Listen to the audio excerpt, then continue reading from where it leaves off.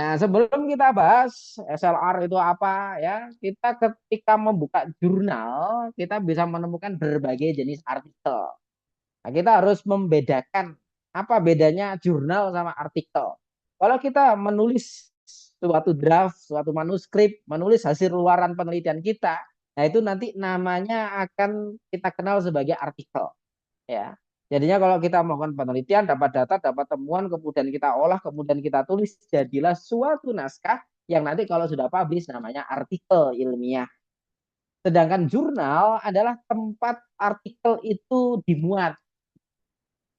Oleh karena itu kita harus bedakan ya, kita itu nulis artikel, artikelnya nanti dimuat di jurnal. Jadinya jangan mengatakan saya membuat jurnal. Nah, kalau membuat jurnal itu tugasnya publisher, tugasnya editor.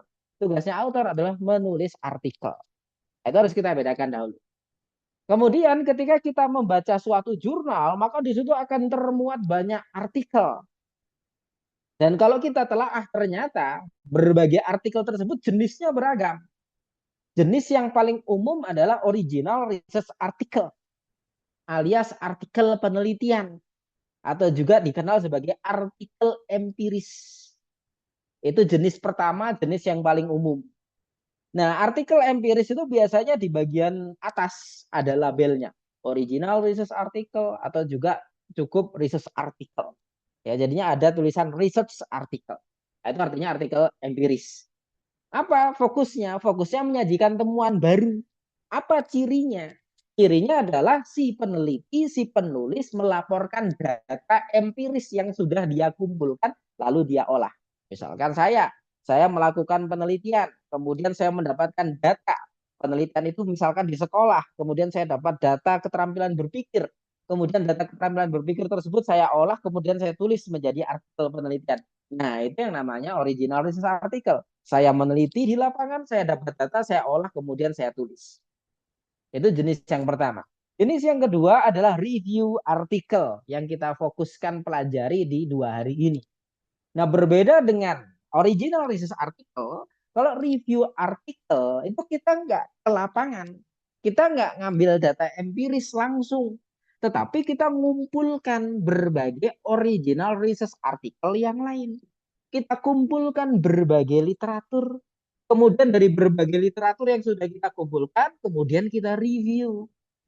Dalam proses review itu kita gabungkan alias kita integrasikan dan kita evaluasi informasi-informasi ataupun hasil-hasil penelitian dari paper-paper yang sudah kita review tadi. Sehingga dalam research artikel kita tidak melaporkan data yang kita dapatkan dari lapangan. Tetapi dalam review artikel kita sampaikan hasil telaah kita, hasil kajian kita, hasil evaluasi kita, hasil integrasi kita dari berbagai informasi, temuan, ataupun apapun itu yang telah kita dapatkan dari berbagai paper yang sudah kita baca tadi. Nah, ini contohnya di sisi kiri ada original research artikel ditulis oleh Elastrak et al. Maka si Elastrak ini ngambil datanya terkait radioterapi ya di pasien yang kena kanker, kemudian bersama timnya diolah jadilah suatu temuan kemudian ditulis jadi artikel. Beda sama sisi kanan.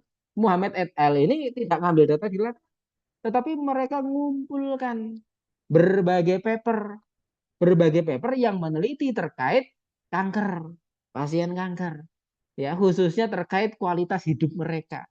Nah, si Muhammad nggak wawancara pasien, si Muhammad nggak mengukur sesuatu pada pasien, tapi si Muhammad mengumpulkan paper-paper, yang paper-papernya neliti tentang kualitas hidup dari pasien kanker.